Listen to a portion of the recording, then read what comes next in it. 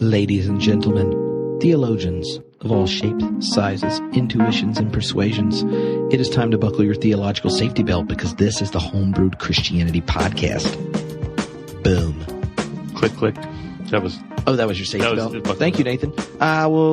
This is Trip, and this is the Homebrewed Christianity Podcast. And today we're going to be talking with Christine Helmer, a return to the podcast for Christine Helmer, and we're talking about Martin Luther. And not just Martin Luther's life and thought, but the influence Mr. Luther has had on the West. Significant, I would imagine. Yeah. He had an influence on the West for some positive reasons, some negative reasons, some morally ambivalent ones. But on this 500th anniversary of the Reformation, it seems like a pretty logical time to think and reflect about it. It also seems like a logical time to go to Germany. What? Yeah, that's true. That would be...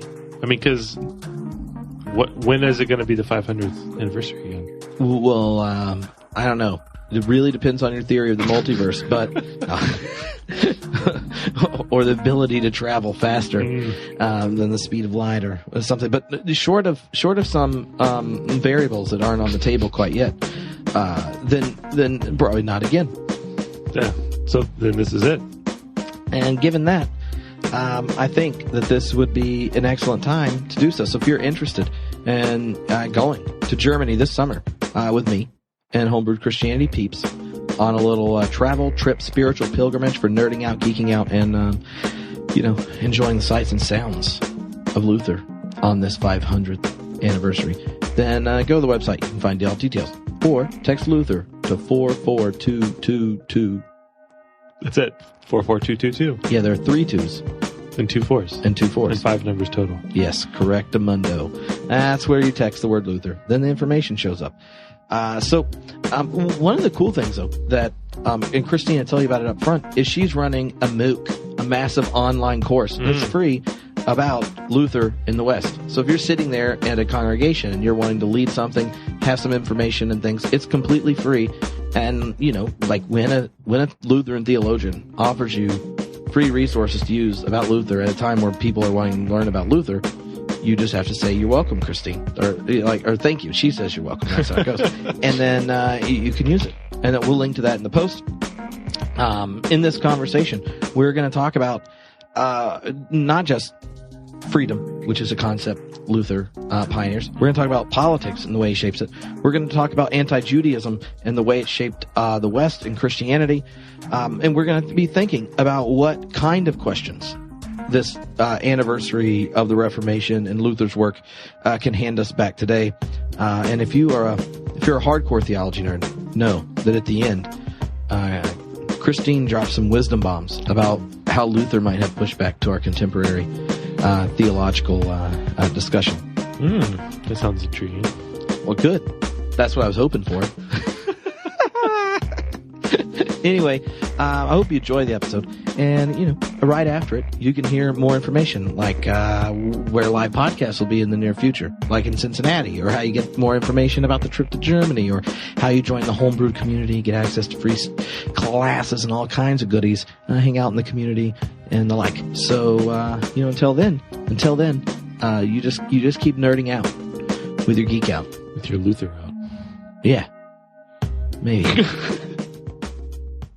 Hello, Homebrewed Christianity listeners. This is Trip, and today Christine Helmer's back on the podcast. But we're not talking. I'm going to get talking about Schleiermacher today, or post-liberalism, or the end of doctrines. We're going to talk about Martin Luther and the West, and you're going to get to hear about something like, which is kind of like Christmas for a theology nerd, like a free online class around Luther in the West, addressing all sorts of topics. And you get to do it with Christine. So thank you for joining the podcast again. Thank you so much, Trip. I think you're doing such a fabulous job in bringing theology to the wider world. So I'm just pleased to be on the show. Thank you. Oh, the fact that people keep saying yes, and I get to have conversations that other people have to take out student loans to have is just a real treat. But no one has to take a student loan for your MOOC class. So before we get distracted on looking back at the life of Luther on the anniversary of the Reformation, and then looking at what Lutheran theology looks like today. Give us the invitation to participate in the Luther in the West class. Well, this is, yes, I invite everybody who's listening to the show and invite all your friends and family to take my free online class. It's called Luther in the West. There are 36 lectures, all between 4 and 6 minutes in length, so nothing too wordy. 36 lectures, all having to do with Luther, his life, his biography, and the impact of some of his most famous ideas on the formation of the modern West. The course is offered for free on Coursera.org. So, and Trip is going to provide you with the link. You just sign up and take the course at whatever pace you want. You can do all the lectures all at once or spread them out over a couple of weeks. There's some quizzes. They're really easy. And you can also download some of the free texts, primary text by Luther, as well as a lot of articles, up to about 80 articles from the Encyclopedia of Bible and its Reception. So there are lots of freebies, free downloads for everyone, including lectures. Mm-hmm. Well, we'll make sure all the links are on the website and everything, so people can get access to it. And if you're doing it and you're in a city or you're part of a pub group or at a Lutheran church, I'm going to guess lots of Lutherans are going to be doing 500th anniversary things this year.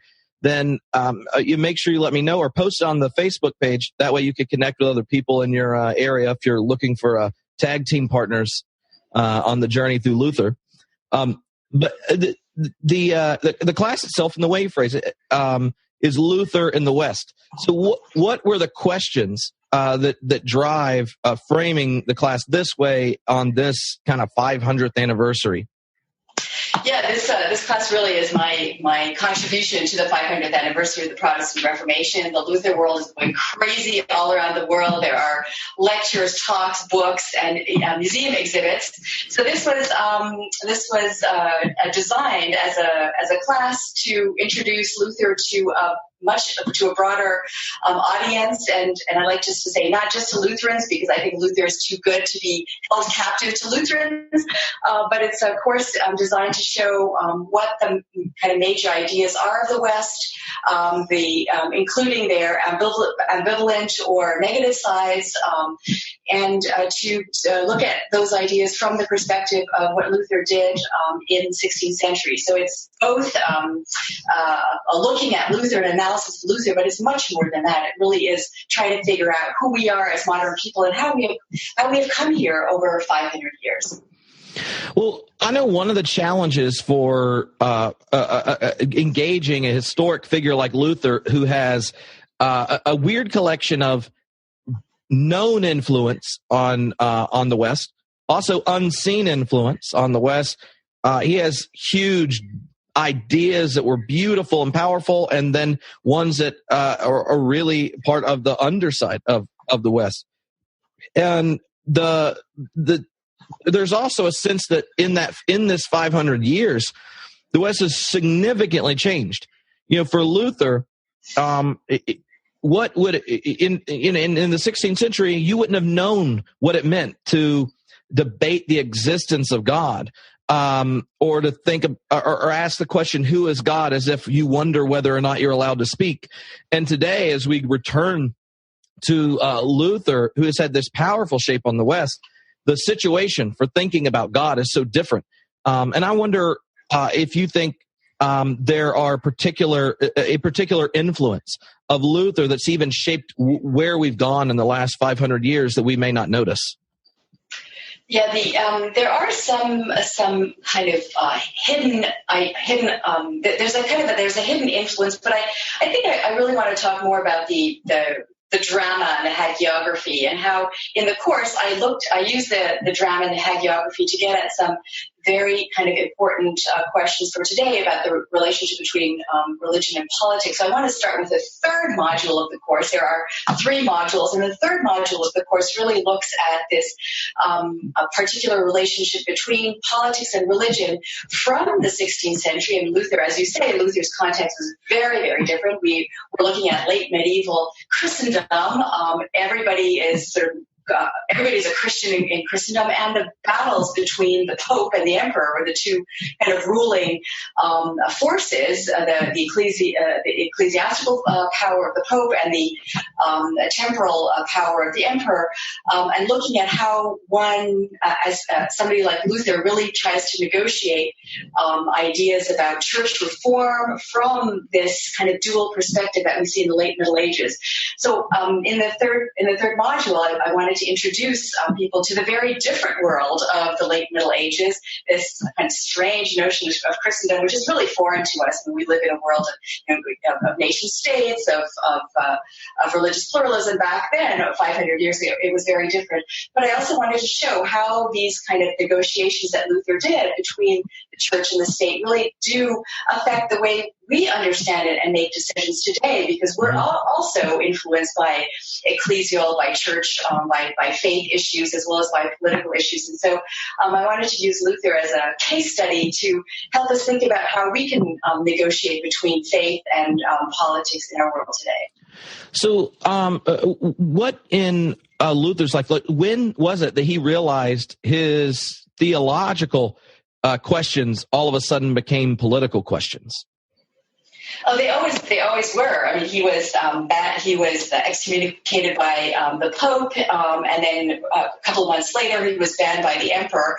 And basically, what that meant was that the Pope didn't want to issue a death sentence to Luther. Excommunication for eternity was bad enough, and so the Pope just turned to his henchman, the Emperor, to basically issue the death sentence, and that was at the Diet of Worms, not worms, but worms in 1521. So you have Luther being a fugitive, a political fugitive for his entire life, and really,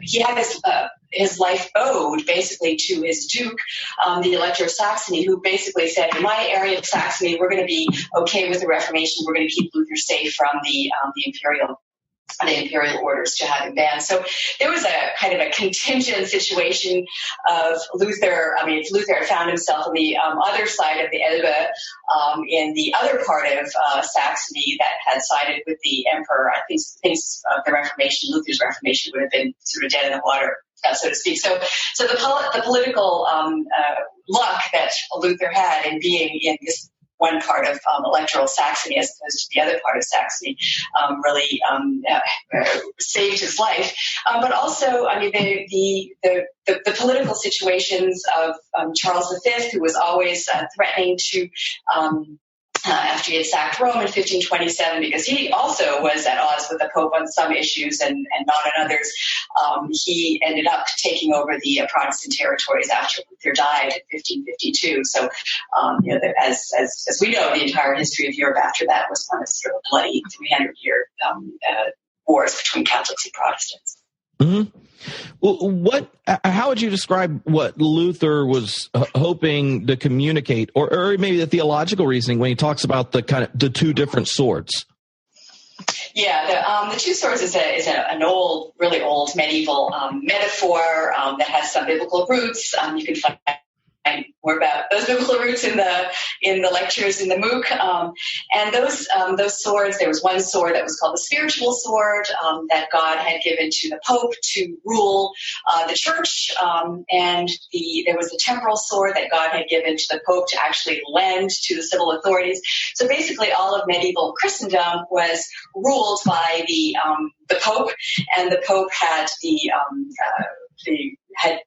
lent the temporal sword or the jurisdiction over the temporal or political code to the civil authorities. But there were always these battles between the Pope and the Emperor over who would have what authority. There was the investiture controversy in the 12th, I forgot what century, but it was in the Middle Ages, having to do with who got to appoint bishops, because bishops had political authority over territories, and Luther was always at loggerheads with his Albrecht of Mainz, who actually had two archbishoprics in addition to having his own lands as a bishop. So there was just a lot of kind of messy conflict between church and state over the jurisdiction of particular areas, and which of the swords was going to be used to rule over that particular area.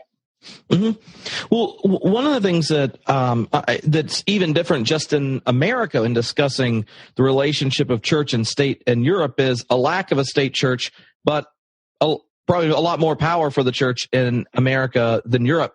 Is there, do you see wisdom to be gained in Luther's reflection on this relationship that is transferable into a situation without, an explicit state church?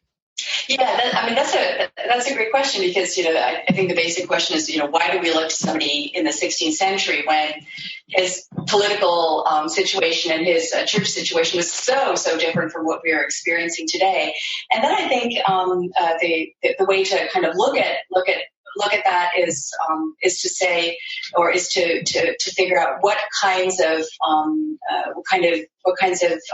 decisions about political activism, or decisions about what it means to be a human person, or decisions about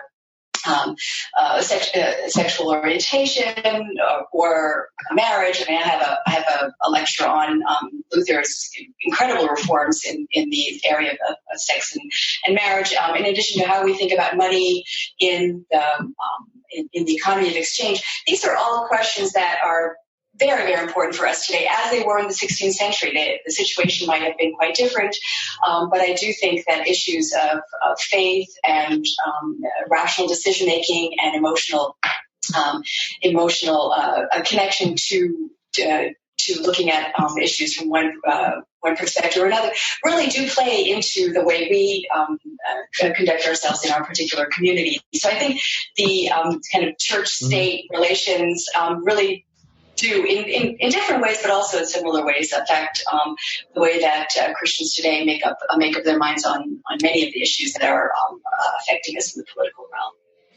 Well, I know Luther spent quite a bit of time thinking through the notion of vocation for Christians, especially once the dividing line between sacred and secular vocations is dissolved, and that reflection on vocation got extended to seeing fidelity to God connected to your life in the family, in the community, in your job, and as a citizen.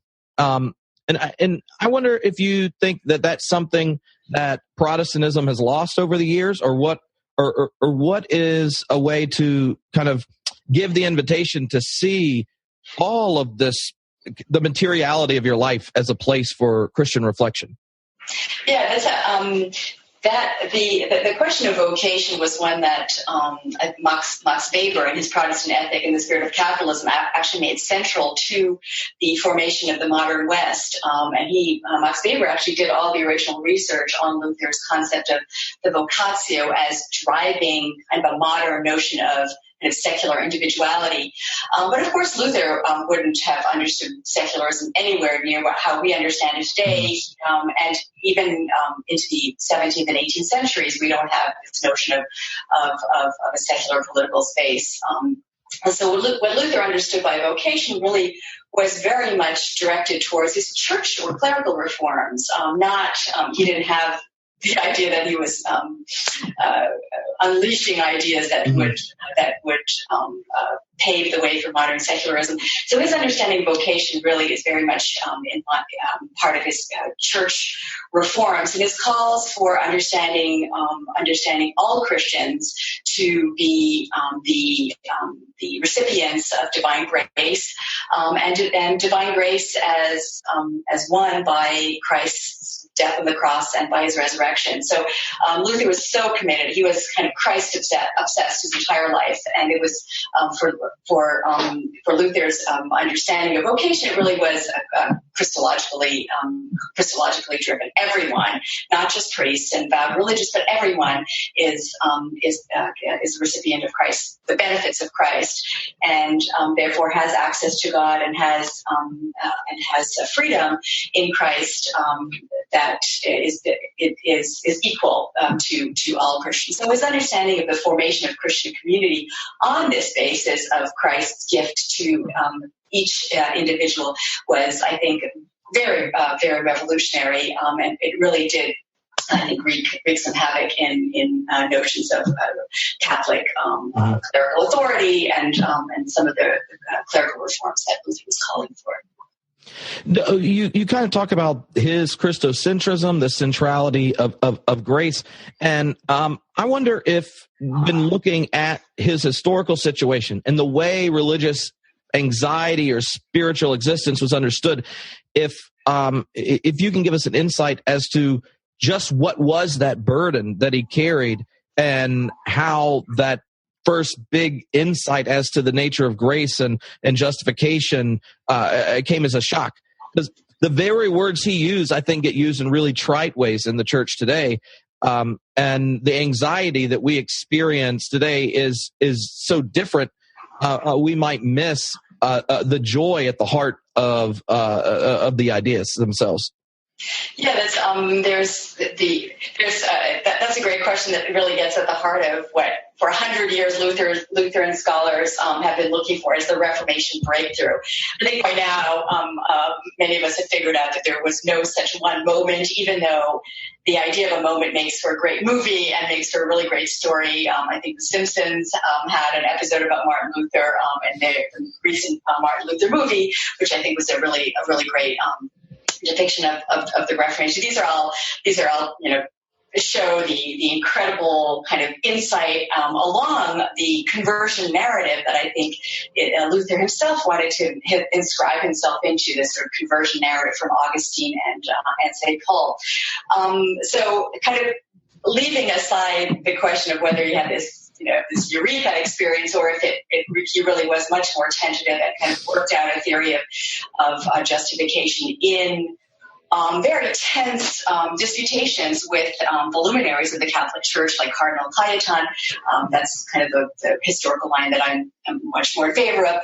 I really do want to emphasize that he came to this a very, very powerful notion of justification of grace, unmerited and free grace. I think on the basis of his psychological, psycho-spiritual makeup.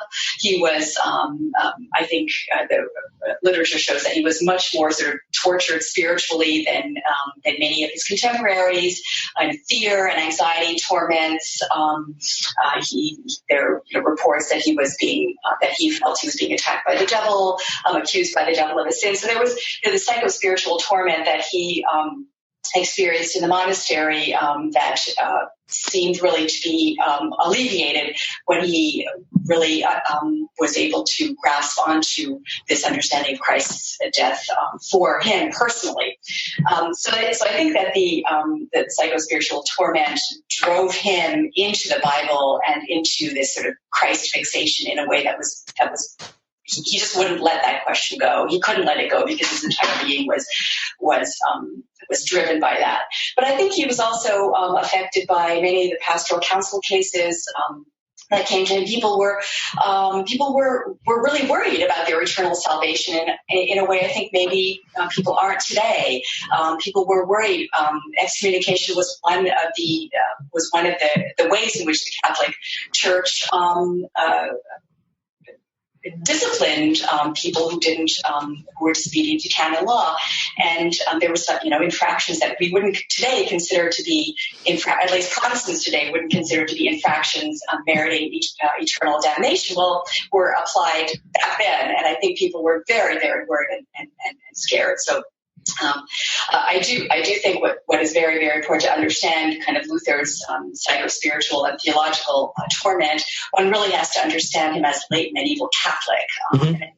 It's important for Protestants to really understand that Luther was a Catholic with specific Catholic imaginary that drove him into the penitential system, and that he reached a notion of justification in a particular Catholic way. We usually see him, and I overplay this in the movie.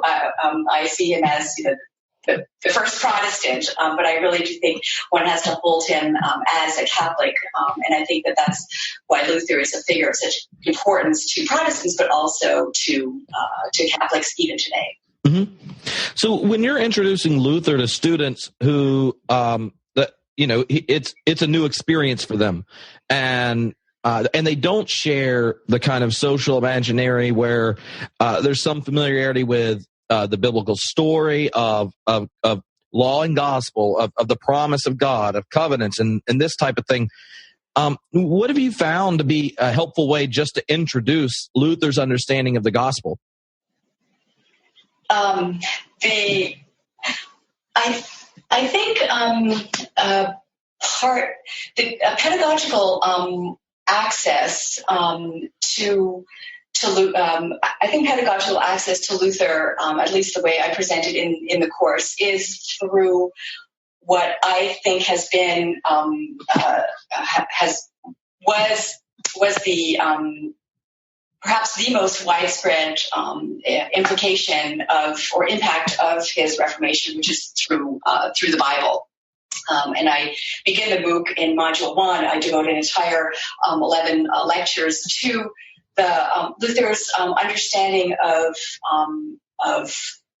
the Bible, his Bible translation, which really was revolutionary for the German culture and German language, and really had implications for the English Bible translation as well. So the access to the Bible in vernacular language, in a language that one speaks and not in the Latin, I think really caused this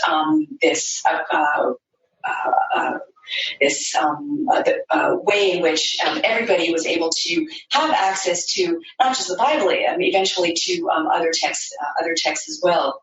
So I think getting at the Bible at the heart of the matter and trying to figure out what Luther understood to be the gospel in relationship to the person who is witnessed in the New Testament Gospels and in the Pauline epistles as the one who God sent into the world in order to bear upon him the sins of the world and to reconcile the world.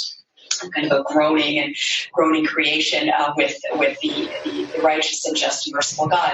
So I think getting at Luther's understanding of justification in the gospel really requires moving through the Bible, which I think many people have access to in some way or another, either as a cultural artifact or something that they read when they were children, and then moving from there. Well, what were some of the other outcomes of his desire to give the gospel in the language of the people, to give it as a printed text, for it to be taught in the home and stuff on top of a spread where to be a Christian took a different shape?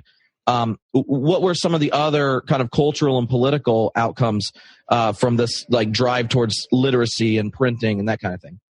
Yeah, on the social cultural sphere, literacy, printing were kind of motors of modernity and motors of, I think, the kind of creation of public spaces in which people actually debated religious and political issues. So, that is kind of one drive towards modernity that I think Luther initiated.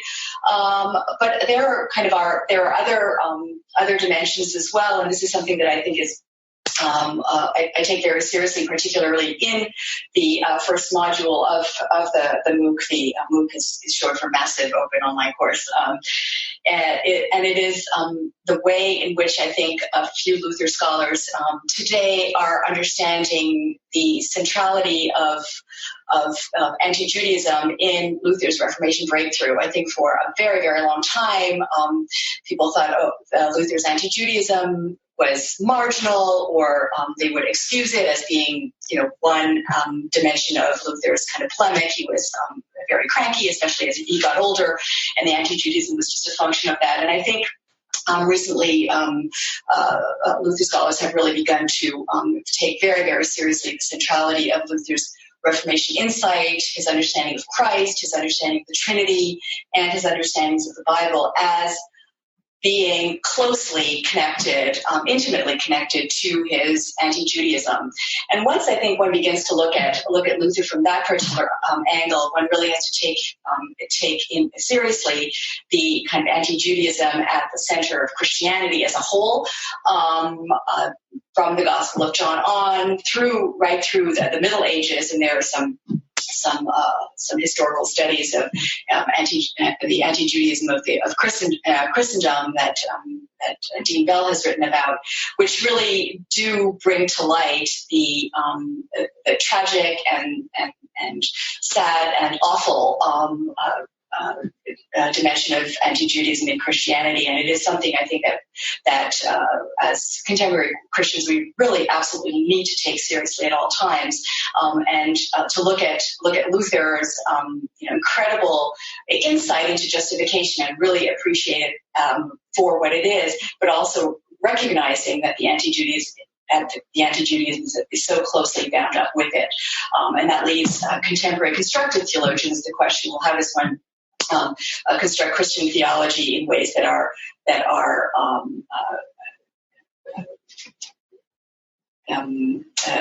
working in a context of religious pluralism, rather than constructing Christian theologies in polemic to other religions. Mm-hmm. Well, could you say maybe give us an example or articulate what you see today as the positive side of his understanding of justification, and especially for those who may not have thought much about it, what the negative side or where anti-Judaism shows up in this thought?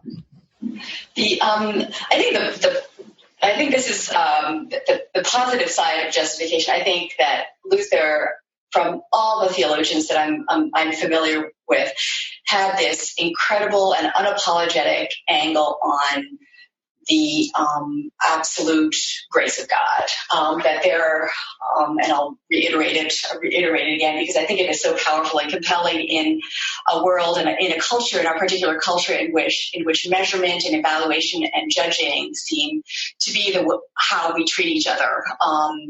And what Luther said was that God does not judge. God gives eternal life. God gives abundant life. God looks at the sinner and says, I think you are beautiful. I think you're good. I think you're wonderful. And the kind of countercultural angle to justification, I think, is relevant today as it was in the 16th century.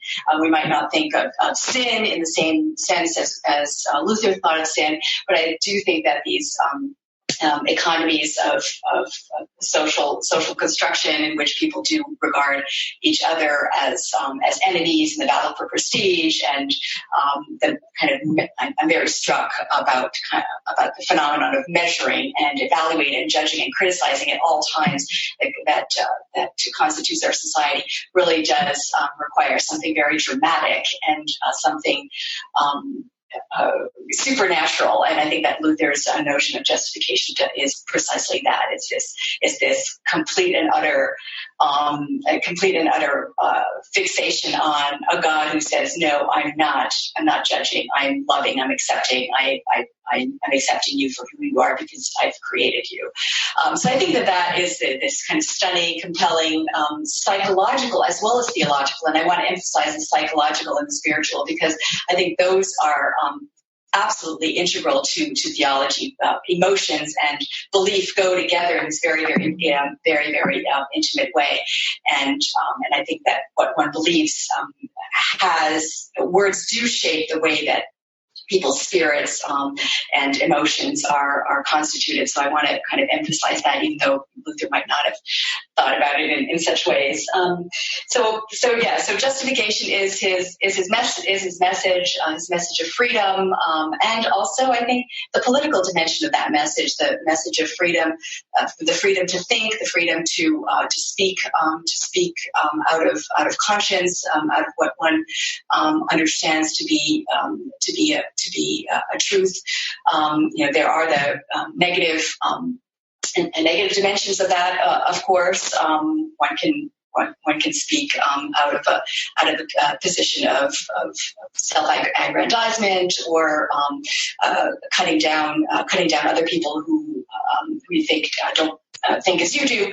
But I do think especially in times in which political activism, in which we're concerned about our environment, we're concerned about climate change, I do think that this idea of having the courage to speak for future generous and for the goodness of creation against people who would seek to promote fossil fuels and then thus destroy the creation. I think we do need to have that kind of courage to speak our conscience.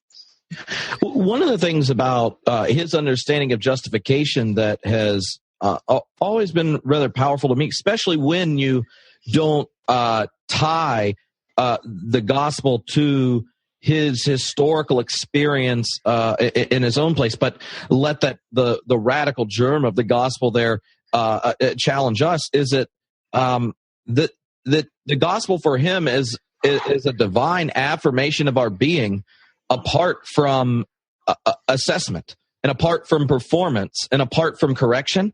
And I think people, if you're thinking of parenting or leadership or just in culture, that when you exist in an understanding of yourself where your identity and value is always being assessed, or you're being compared or contrasted, or you're having to compete for it, that process of external assessment, even if you do well, the affirmation of doing well is also simultaneously saying, but you might not have, and it's experienced as a threat. And I know Eric Erickson, when he wrote on Luther and this kind of element, emphasizes how the gospel's really connected to internalizing that strong affirmation of being, and then correction, or then performance and encouragement and stuff isn't experienced as a threat, because the self is defined and affirmed deeply. And I think that is still needed when we think of the challenges facing us. That idea reframes the existential angst around identity politics issues, around activism issues, and all sorts of things. So, and I don't know how well we've done as Westerners at figuring out other ways of articulating this affirmation. So to me, that's one of the places in rediscovering, re-engaging Luther intentionally with a broader audience. I think we can really gain some insights.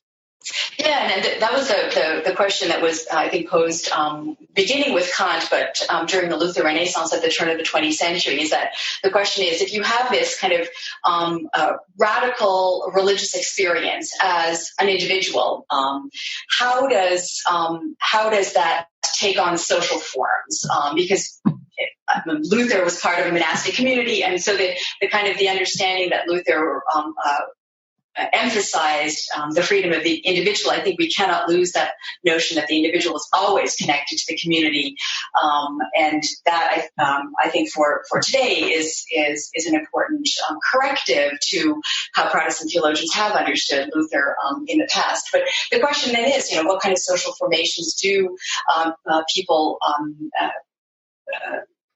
take on who have who assent to this kind of experience or this theology of grace, and how do those social formations then take on orientations in the world that would promote the flourishing of creation and the transformation of the world as we know it. So I think that is the question that I think Lutheran theologians struggled with at the turn of the 20th century. Ernst Troeltsch and Max Weber were very interested in the kinds of social formations that religious experiences kind of take on. But I think that Lutheran theology has lost in the latter part of the 20th century, and this is something that I think we can reinvigorate. How do communities of faith appropriate notions of kind of radical justification, while also trying to negotiate their civil and political existence on the basis of these very radical notions of justification, which really do require kind of a God piece in the picture. Yeah, and one of the things that I find really really unique about Luther is all the ways his understanding of justification influenced theologians and philosophers throughout the history of the West, and that there's a unique shape to Lutheran influenced theology. Right? Like if I know you were at Claremont, and if you hang out with Wesleyans, the shared DNA of Wesleyans has a lot more to do with relationships than ideas that like make you tear up when they come up. When you think of Catholics, there's a long ongoing argument, and it's set by different schools of thought and this type of thing. And it's kind of a bounded set in locations. Lutheran and the conversation around constructive Lutheran theology, to me, is seen as these few like powerful ideas that then get people come at through different angles or try to articulate in different times and cultures or against different problems. And it produces a certain type of theological energy. And I wonder, how would you describe the unique shape of doing constructive theology as a Lutheran, as opposed to being a Calvinist or Catholic or the radical reformers and that type of thing? That's a great question, and something that I'm interested in right now, because I think that Lutheran theologians have such a historical weight of a German theological tradition that I think is actually a problem today when it comes to constructing theology. I mean, there are so many footnotes. There are 500 years of footnotes. And there's this very robust intellectual tradition that counts Kant, Hegel, and among its luminaries. So the actual tradition is, I think, witnesses to the creative power of specific ideas that, of course, were translated into different kind of philosophical frameworks. I look at Kant, for example, and his notion of transcendental freedom in the MOOC, and I show some similarities between Luther's notion of an inner and outer individual that he articulates in The Freedom of a Christian, and Kant's notion of the phenomenal and the phenomenal and the noumenal. So I think that there are these kind of structural types of ideas. Inner and outer is one example. This idea of the hidden God that was very, very productive for Schelling. Schelling's understanding of freedom, of positive freedom. So there are these, incredible ideas that I think took on this philosophical sophistication in the Lutheran tradition. And Schelling, of course, was also a Lutheran, trained as a Lutheran theologian, along with Hegel in the Protestant Stift in Tübingen. So I think that the challenge for contemporary Lutheran theologians really is to move out from under those footnotes and to actually consider the world today as it exists in its reality today. I mean, that is, I think, the key thing for any constructive theologian is actually to diagnose correctly the reality in which we exist and to discern God's way of working in the world as it is today. And I do think that sometimes the Lutheran tradition, which is so kind of historically rich, occludes a healthy diagnosis of the today. But, that's, I think, one of the gifts that the Lutheran theological tradition does have to give to other theological traditions is this incredible intellectual sort of firepower. But the Lutheran tradition, I think, now has much to learn from other religious traditions that are much more attuned to the diagnosis of the contemporary world and figuring out how theology can speak to the urgent questions of today. Well, and it's not just a lot of Lutheran footnotes; it's a lot of umlauts, and different religious traditions have different boundaries when it comes to who gets to speak, where they've spoke, their role in because the story about Luther in the West is also he has a particular role, but the West reaped the inheritance of Protestantism beyond just Luther and has shaped our understanding as Christians, as citizens, and really as cultural conquerors. And I think there's like one of the challenges for constructive theology today is figuring out how to simultaneously be critical to your inheritance, an honest arbiter, and then give them permission to have been alive 500 years ago, dealing with their situation, so that we don't get distracted by kind of this intense criticism, so that it is, but take that energy and turn it towards our own historical situation, because the number of times in teaching Luther, or could have been early church fathers definitely, that people find like these offensive lines or problematic things, and you go, yes, those are important. Aren't you glad we noticed that? Now let's deal with it, think about it, but let's not stop learning from them just because there are, like, anti-Semitism's disgusting. We need to weed it out. But there's something gained, I think, by seeing the tradition as a living one, and that in understanding it, it's not foreign from us. We're inheriting it. And if we don't examine it and uncover it and see the patterns of perverse forms of power and things, then we're likely to repeat it in different forms. Yeah, and I agree, especially as the this 500th anniversary of the kind of Protestant Reformation really gets underway, and in Germany it's been prepared by a Luther decade, so it's already been 9 years of the celebration. And I do think that it's time to look at Luther as a much more complicated individual than just the here I stand guy who kind of brought modern freedom to modernity. To look at him in all his complexity of his biblical interpretation, the anti-Judaism, his notions of the two kingdoms theory. So in his complexity of a person and as a historical figure, in order to understand that theologians and Christians are ultimately complex individuals and badly in need of justification.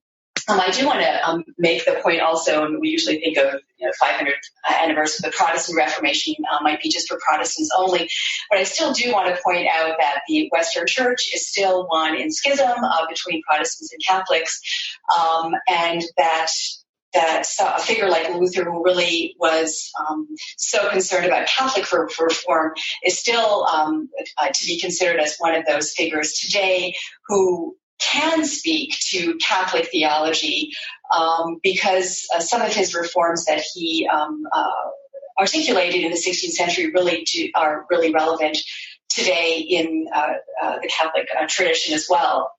There are all these this understanding of sacraments.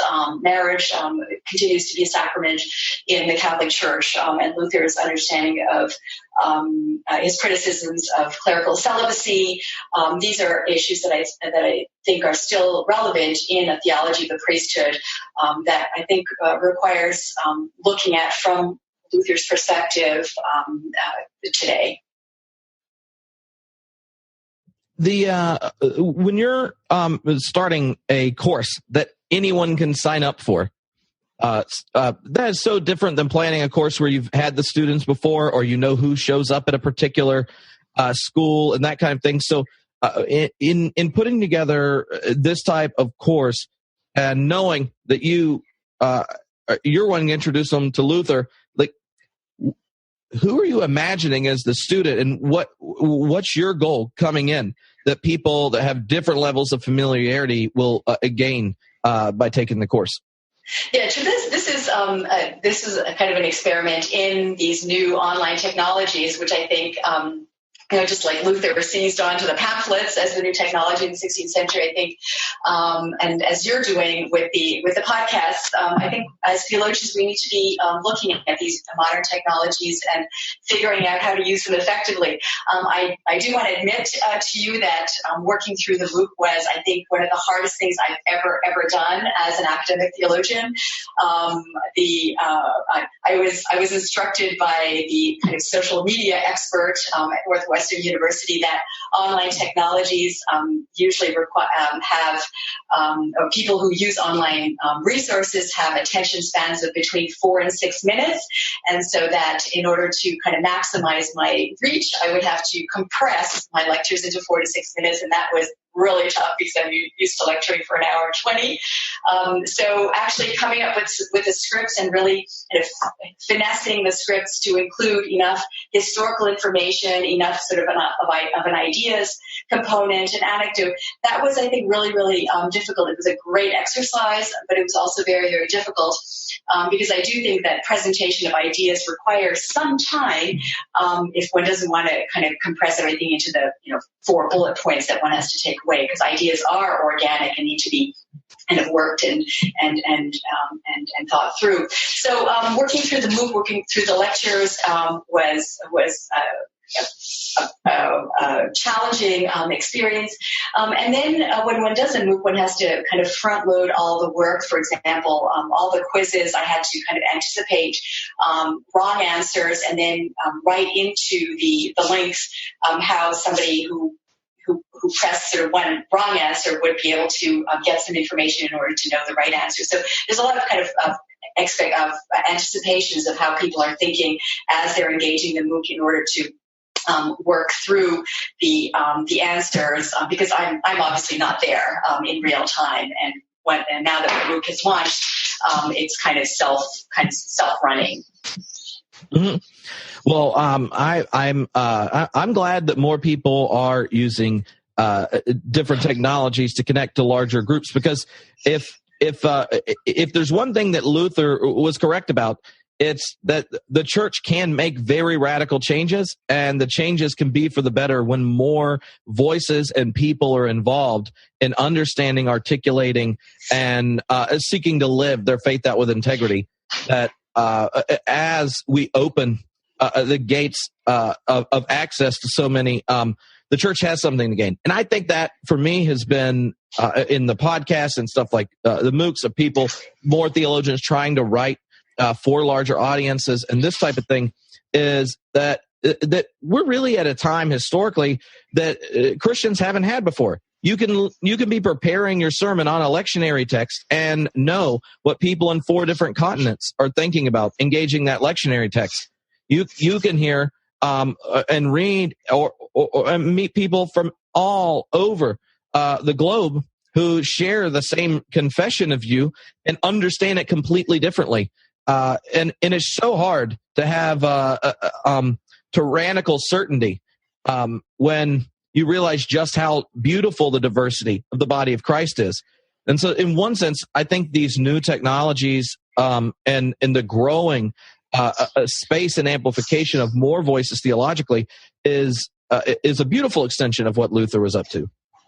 Yeah, and in the MOOC, I also included a lot of images. And so as you listen to the lectures, there are these images that are projected. And I think that is one of the advantages of the new media, is that you can incorporate the spoken word together with the images and make it a much more a richer sensory experience. But I also want to let people know that there are really fabulous resources. For example, the Encyclopedia of Bible and its Reception. It's a new resource that's being published by De Gruyter in Germany, and that those resources are available on the MOOC. So there are really sort of top quality theological resources that are available, and that's what I, because of my relationship with I'm a main editor of the Encyclopedia of the Bible and its Reception, wanted to make available to people around the world. So they're really top resources there as well. So when you're beginning this year, where much more energy and attention is going to be given to a theologian that you hang out with on a regular basis, conceptually and vocationally, and you're thinking of the situation of constructive theology and Lutheran theology, what do you hope the questions we leave with at the end of this year, or the decisions we've made? Like, how do you want this experience of extra attention to Luther to make positive contributions to the church and its theological reflection? Yeah, I think I wanted just to make 2 points. One is that this Luther's sort of unapologetic obsession with justification, I think, is this. I would very much want people to think about justification in the contemporary context, what that would mean for individual experience as well as for the formation of new communities in which. In which we recognize each other as justified by God. So that would be the one question that I have, and the other one is maybe more abstract, but I think is very, very important today, especially as you said. There are so many news outlets, so many.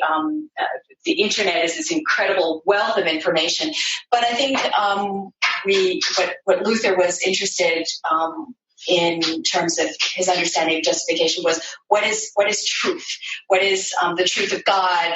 What is the truth of God that can criticize human words and human untruths? And I think that question was raised at another point in kind of Protestant history with Karl Barth. What does it mean to, as a theologian, to witness to God's truth in a society and a culture in which untruths or half-truths or half-baked truths are all around us? How does one understand? How does one negotiate truth? How does one really kind of tap into what is meant by truth philosophically, theologically, and spiritually? And I think so.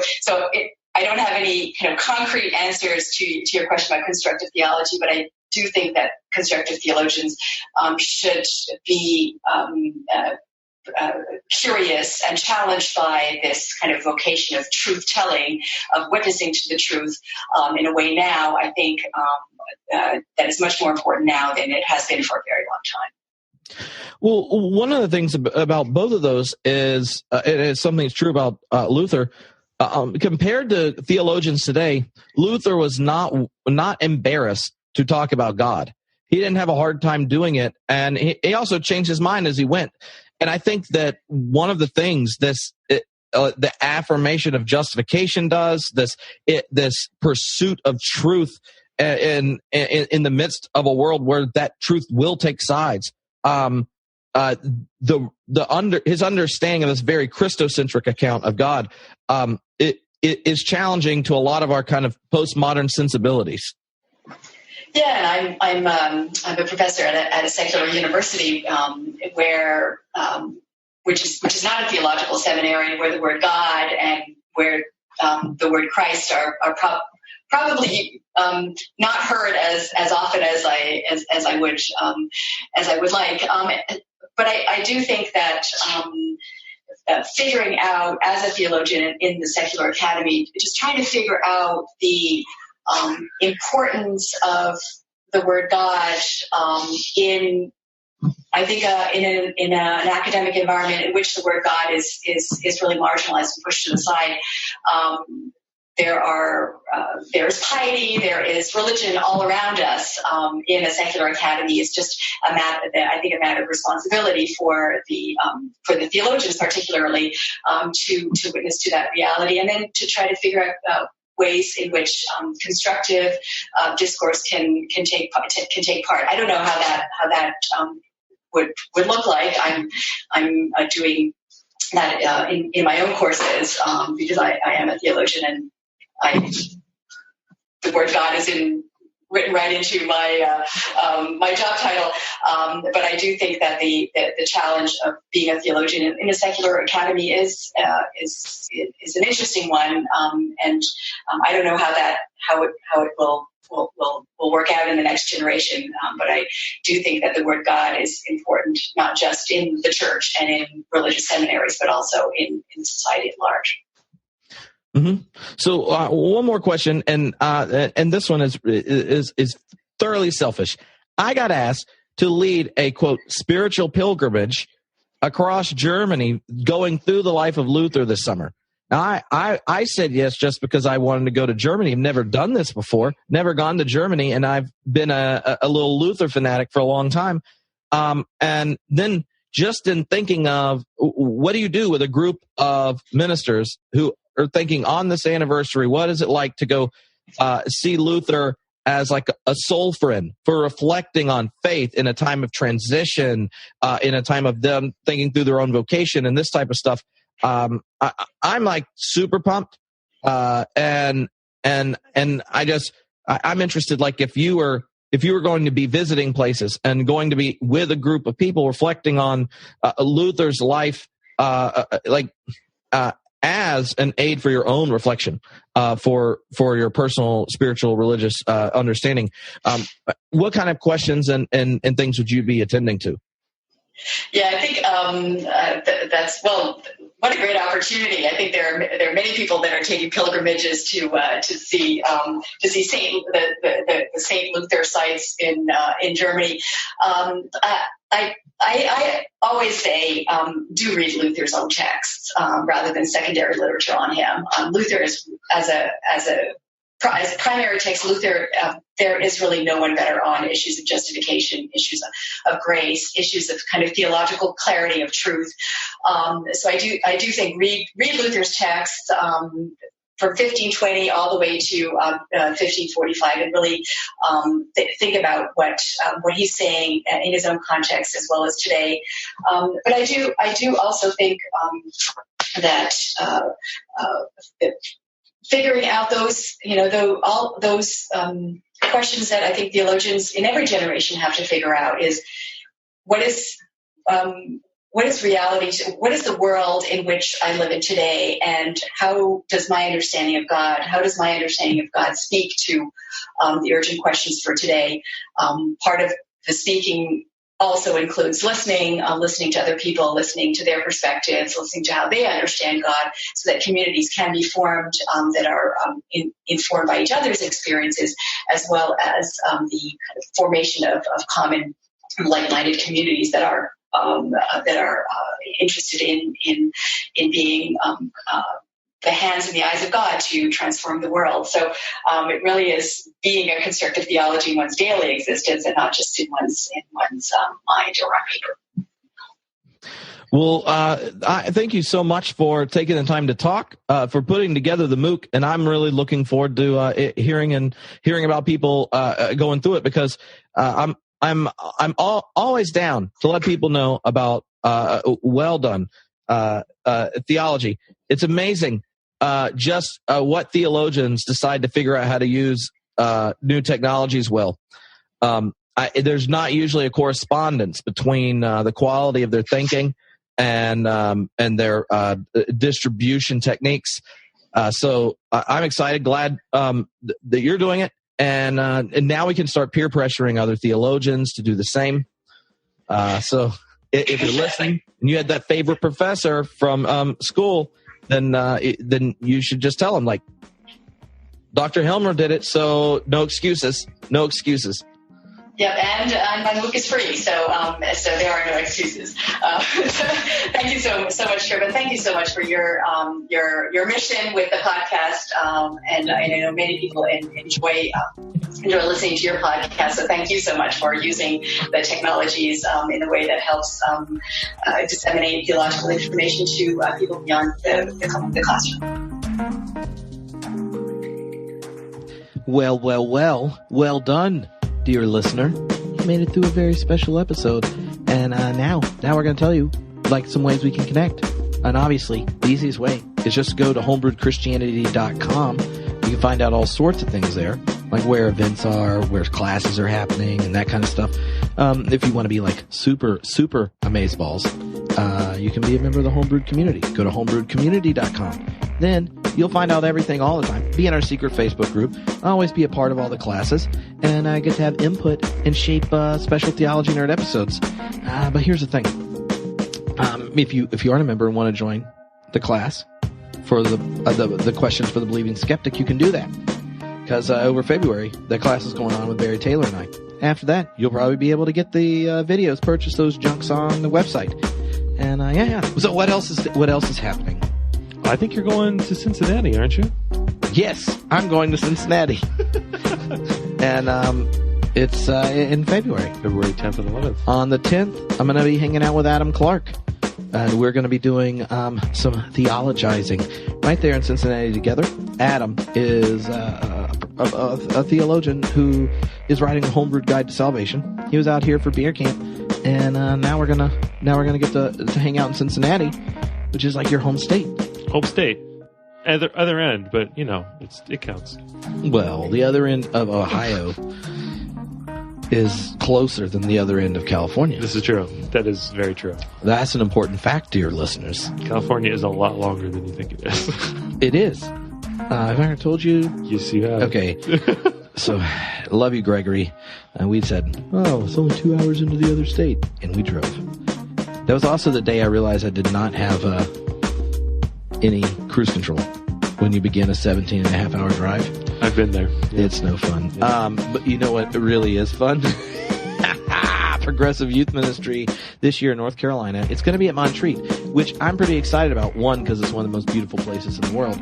The other is because that means everybody's not at like different hotels, so there's no reason not to hang out until late to the evening. Mm-hmm. We're going to do a live podcast.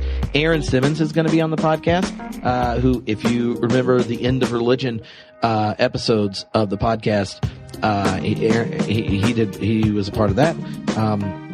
And I'm doing a pregame on the 7th of March. The event's the 8th, the 10th, and it's a Theology Nerd Boot Camp. Ashes, Angst, and Ancestors. That's right. I'm going to be talking about those 3 biggest burdens adolescence throws on us. Knowing you're going to die, the struggle for identity, and all the unseen ways your parents screw you up. We're going to talk about those 3 things and what it's like to think about them theologically, to help students do so, how to lead and process in that situation, and maybe in the same time. See, this is the trick of high quality teaching, is they think they're learning about adolescence, but it's really a time for us as a community for self-discovery. Kumbaya. Yeah. It's more subtle, as opposed to a direct way for self-discovery this August in Germany. You are like the king of segues. Oh, this August we are doing a spiritual pilgrimage on the 500th anniversary of the Reformation in Germany, in the footsteps of Luther. That was you like that? I like that. It was very dramatic. This August, we shall travel the footsteps of Luther, reflecting on faith. Questions that provoke anxiety. Drink delicious German beer and look towards the future. The next 500 years. That was my German home. It was pretty good. I mean, it wasn't a German accent. No, not at all. But it was good. Yeah. So I'm convinced. If you want to, go to Germany, travel, know Luther, experience it, think about it, and really, not end the month of August thinking you failed as a human. Why do you like Luther so much, Trent? Why? Yeah, why? Why? Because Luther was someone who realized that a lot of what happens religiously becomes oppressive if the foundational blocks aren't made clear. And Luther was a theologian who, in his time, through his critique and pushback to parts of the Catholic Church, brought to the fore that at the heart of faith is God's full affirmation of our complete being and self. And that the most true thing about you is that you're God's beloved. And that faith is trusting that God's word about you is true, and not what you say, what you think, what your parents have said about you, and all that kind of stuff. It's the heart of the gospel. Luther discovered it. It shaped things. There are also plenty of things you can learn from Luther not to do. Like anti-Semitism. I'm against it. Mm-hmm. Suffocating children. That's something you shouldn't do. Or blaming Satan because you have serious bowel issues from eating just meat, cheese, and large amounts of beer. Which we will be doing in the spiritual program. Yeah, but it's not like you have to do it all the time. Not all the time. Yeah, so there you go. If you want to know more about it. You make me want to love Luther even more now. That's what I like to hear. If you want to know more about it, you can go to the website, homebrewedchristianity.com. You can text the word Luther to 44222. 44222. That's 44222. I know. It gets really confusing. Just like all the 4s and 2s. Yeah, yep. How many of which one? It gets overwhelming. So then you should just go to the website. And So any questions about any of this, let me know. If you're going to be in Cincinnati and want to hang out, then holla holla. Twitter's the best way to find me. But until then, keep it fresh.